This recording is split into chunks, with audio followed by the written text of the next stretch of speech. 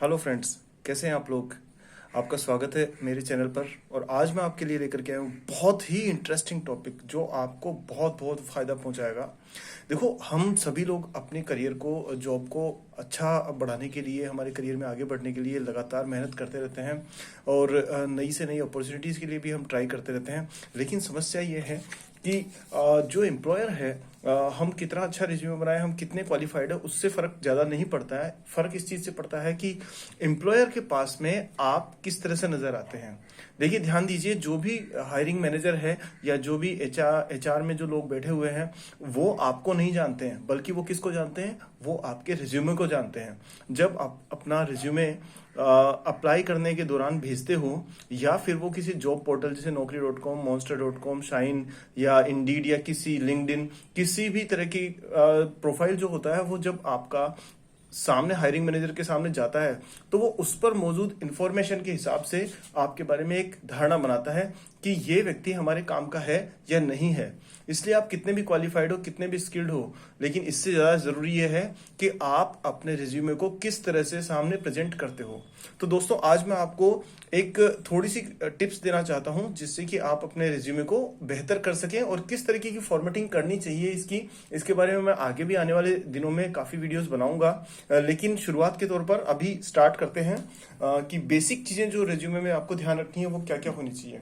तो देखिए, सबसे पहले क्या है कि ये जो लिखा हुआ है, employer knows only your resume, he doesn't know you, वो आपको जानता भी नहीं है, उसने आपको देखा भी नहीं है। तो आपको रिज्यूमे बहुत ही अच्छे तरीके से बनाना है और उसमें ध्यान रखना है कि आप गलतियां ना करें। तो देखिए, सबसे पहली बात यह है कि रिज्यूमे में आपको कौन कौन सी पॉइंट्स को इंक्लूड करना है और किस किस को नहीं करना है। तो देखिए, सबसे पहला क्या है, आप अपना नाम जरूर लिखिए, और नाम हमेशा कैपिटल लेटर्स में होना चाहिए, बोल्ड में। दूसरा, नाम के नीचे आप अपना टाइटल जरूर लिखिए कि आप किस जॉब के लिए अप्लाई कर रहे हैं। देखो दोस्तों, ये इसलिए जरूरी है क्योंकि आजकल जो रिज्यूमेस बन रहे हैं, जो सॉफ्टवेयर्स जिनके थ्रू हायरिंग मैनेजर शॉर्टलिस्टिंग करते हैं, उनमें एक सॉफ्टवेयर होता है, इसका नाम होता है एटीएस। एटीएस का मतलब होता है एप्लीकेशन ट्रैकिंग सॉफ्टवेयर। ये वो शॉर्टलिस्टिंग सॉफ्टवेयर है जो आपके टाइटल को पढ़ करके और आपके रिज्यूमे को या तो शॉर्टलिस्ट करता है या फिर उसको डिस्कार्ड कर देता है, यानी कैंसिल कर देता है। तो आपने अगर टाइटल में अपना कीवर्ड डाला है, जैसे किसी को मान लीजिए सेल्स मैनेजर की जॉब चाहिए, तो उसे लिखना होगा, मान लीजिए किसी का नाम है राम प्रसाद, तो नीचे लिखेगा राम प्रसाद सॉफ्टवेयर इंजीनियर या सेल्स मैनेजर। तो ये रिज्यूमे शॉर्टलिस्ट हो जाएगा। उसके नीचे आप अपनी डिटेल्स लिखिए। कॉन्टैक्ट डिटेल्स, ये बहुत ही इंपॉर्टेंट है कि आप कॉन्टैक्ट डिटेल्स में अपना मोबाइल नंबर डालें, ईमेल आईडी डालें, और साथ ही साथ सबसे इंपॉर्टेंट है कि आप अपना लिंक्डइन का प्रोफाइल भी इसमें जरूर डालें। इसके साथ में आपको एक अच्छी सी फोटो अपनी एक यूज करनी है इसमें रिज्यूमे में।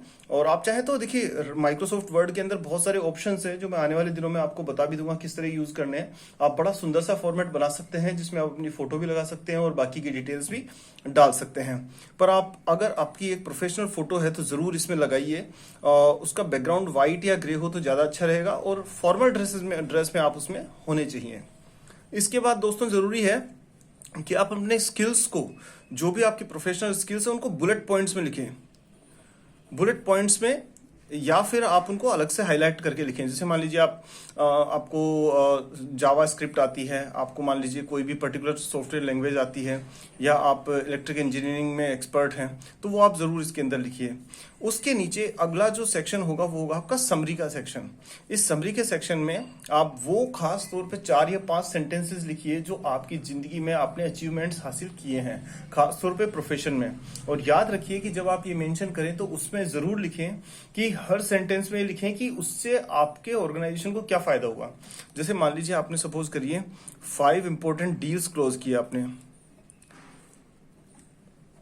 तो आप ये लिखिए कि इन डील्स के थ्रू आपके ऑर्गेनाइजेशन को मान लीजिए 2 करोड़ रुपए का फायदा हुआ है, या उसकी कॉस्ट बची है, या उसका टाइम बचा है। जो भी आपने काम किया, आपने कोई प्रोग्राम बनाया, आपने कोई भी तरीके की एक्टिविटी प्रोफेशन में की है, तो उससे आपके ऑर्गेनाइजेशन को क्या फायदा हुआ, ये जरूर लिखिए और नंबर्स में लिखिए। और यदि मान लीजिए आप फ्रेशर हैं, तो आप यहाँ पर आपके कॉलेज और स्कूल में जो अचीवमेंट्स है वो डाल सकते हैं इसमें। कि जैसे मान लीजिए आपने एक वॉलंटियर के तौर पे काम किया, या आपने किसी किसी एनुअल फंक्शन वगैरह में आपने कोई कंट्रीब्यूशन किया, तो आप वो लिखिए कि उससे ऑर्गेनाइजेशन को या आपके स्कूल कॉलेज को क्या फायदा हुआ, और नंबर्स जरूर मेंशन कीजिए।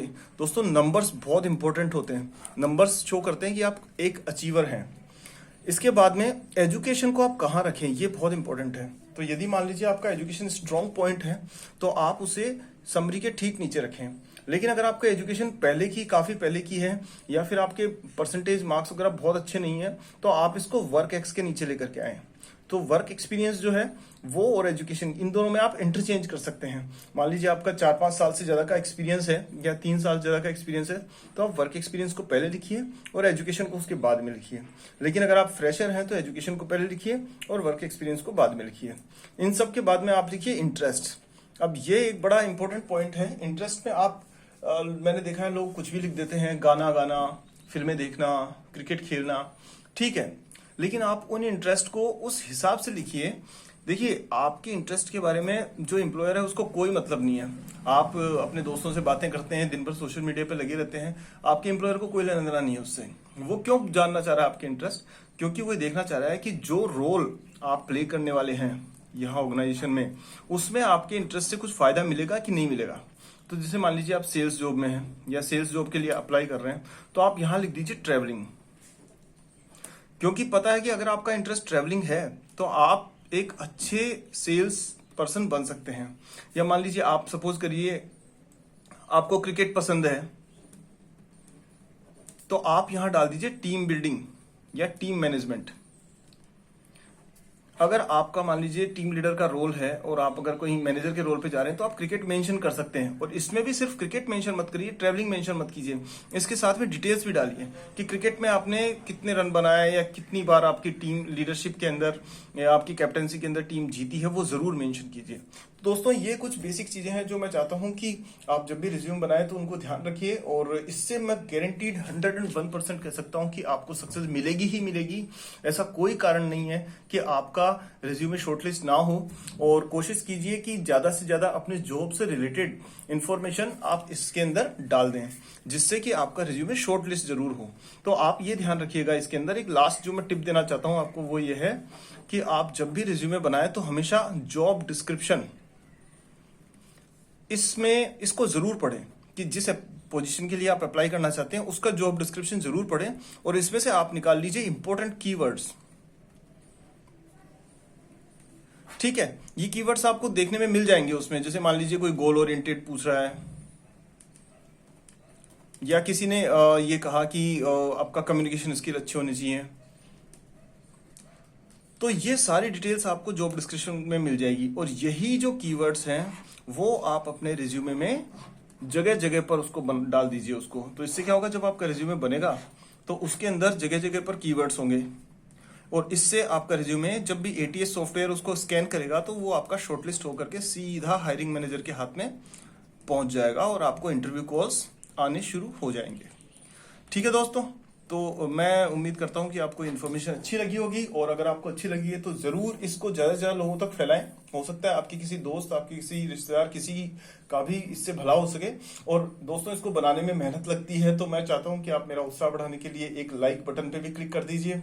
और इसको कोई क्वेश्चन आपका है तो जरूर मुझसे पूछिए कमेंट बॉक्स में। मुझे बहुत खुशी होगी कि मैं आपका क्वेश्चन का आंसर कर सकूं। मैं एक दिन यानी 24 घंटे के अंदर अंदर आपका क्वेश्चन का आंसर जरूर दूंगा।